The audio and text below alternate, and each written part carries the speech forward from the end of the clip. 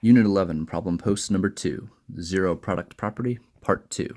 Be sure to fill out your pre-score, number 1 through 5, assessing your ability to use the zero product property before watching the video. This video's guest of honor will be an ogre with a mace.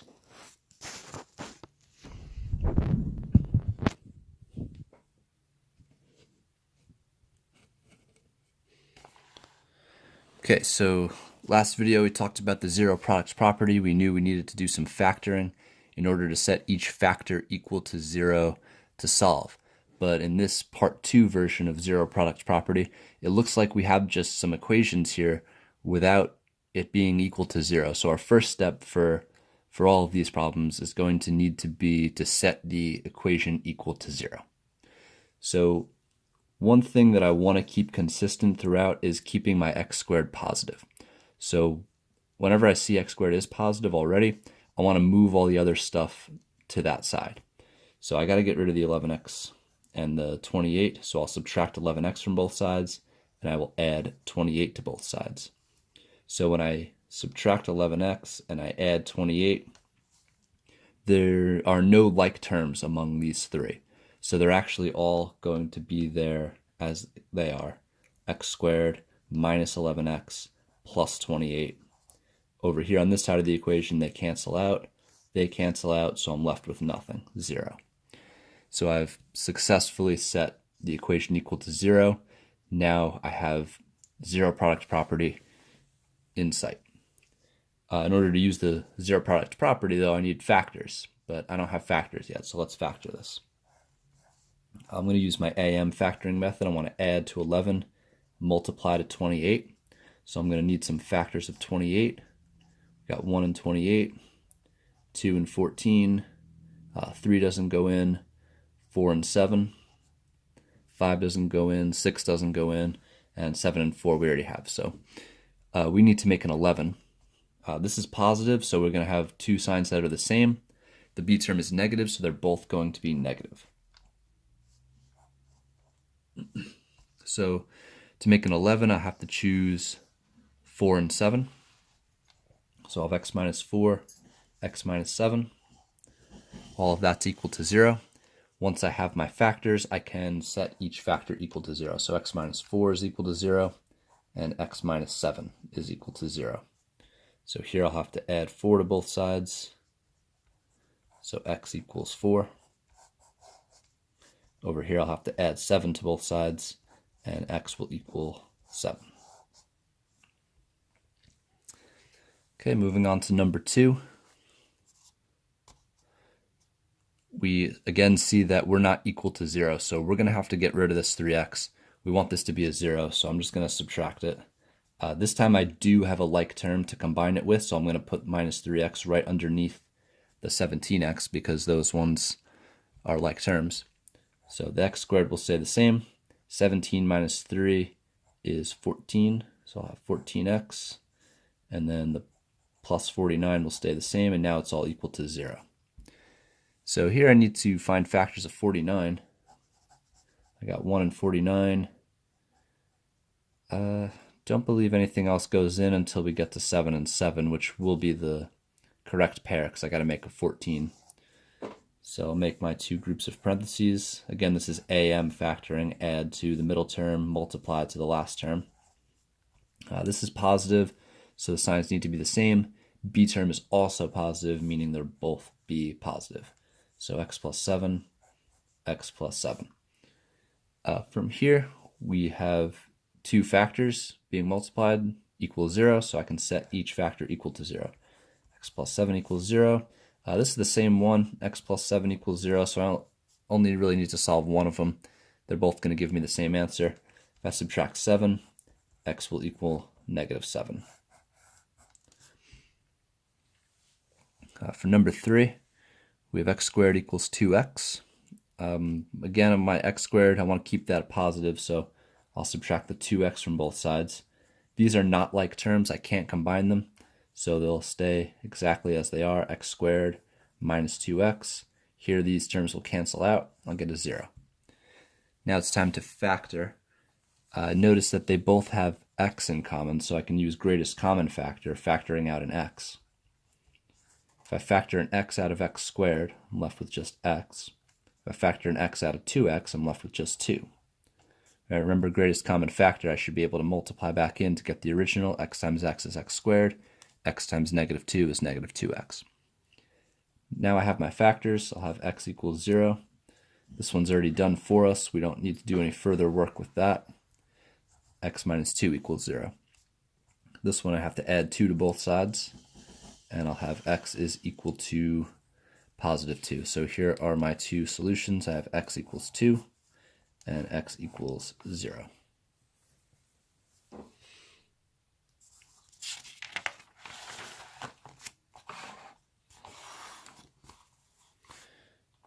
Going on to the back, we see we have 4x squared equals 25. Keep my x squared term positive, so I'll subtract 25 from both sides. There's nothing to combine here, so it will stay 4x squared minus 25. These cancel out and give me a 0. I notice that this is the difference of two squares, so I'll apply dots, difference of two squares factoring. To apply difference of two squares, I'll make two groups of parentheses. One's a plus, one's a minus. The square root of 4x squared is 2x, and the square root of 25 is 5. Now I can set each factor equal to 0. 2x plus 5 equals 0, and 2x minus 5 equals 0. From here I can subtract 5. So 2x is equal to negative 5, and then I can divide by 2. So x is equal to negative 5 over 2. For this one I can add 5 to both sides. So I'll have 2x is equal to 5, and then dividing both sides by 2, x is equal to 5 halves. So here are my two answers, negative 5 halves, positive 5 halves.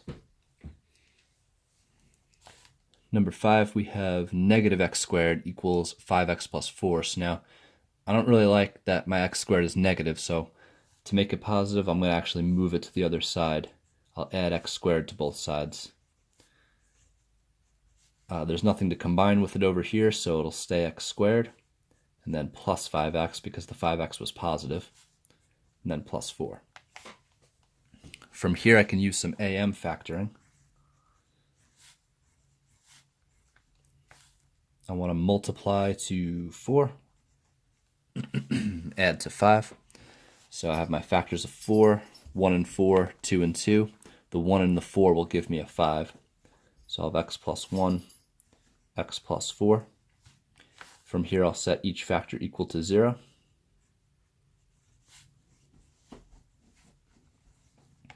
And then I can solve. Subtract 1 from both sides. I'll get x is equal to negative 1.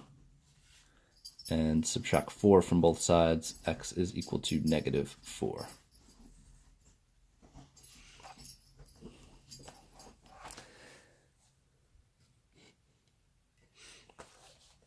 For number 6, it looks like we have x to the 4th term.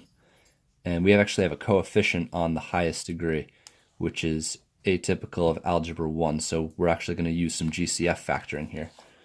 I'm going to start by moving over the 8. I'll add 8 to both sides so I can set this thing equal to 0. We'll have 2x to the 4th minus 10x squared plus 8 equals 0. From here we notice that every single term is divisible by 2.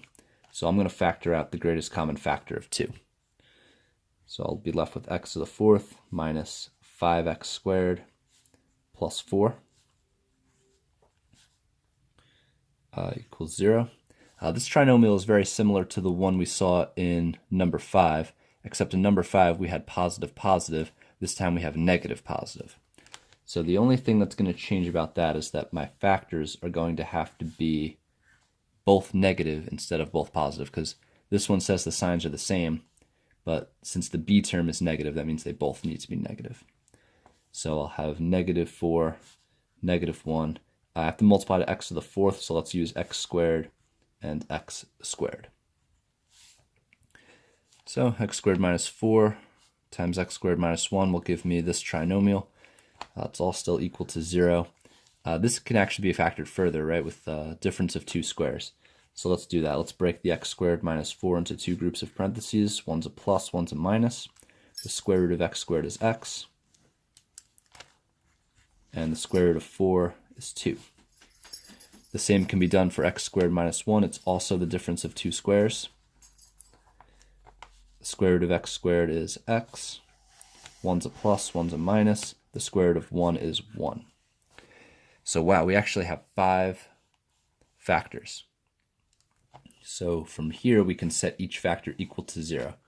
So I have 2 is equal to 0, x plus 2 is equal to 0, x minus 2 is equal to 0, x plus 1 is equal to 0, and x minus 1 equal to 0.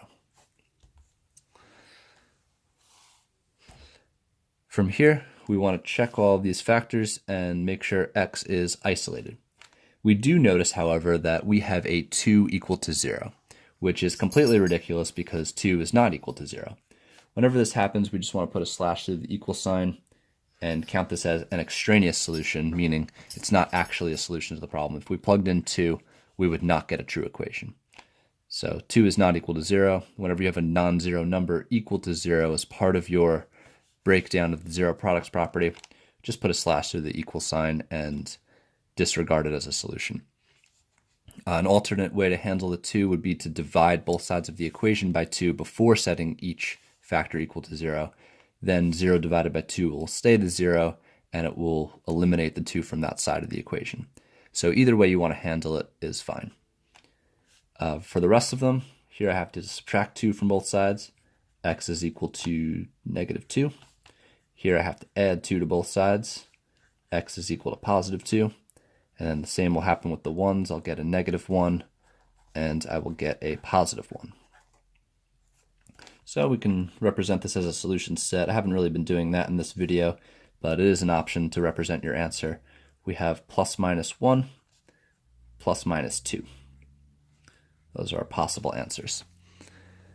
We can either do this or just box all 4 of those.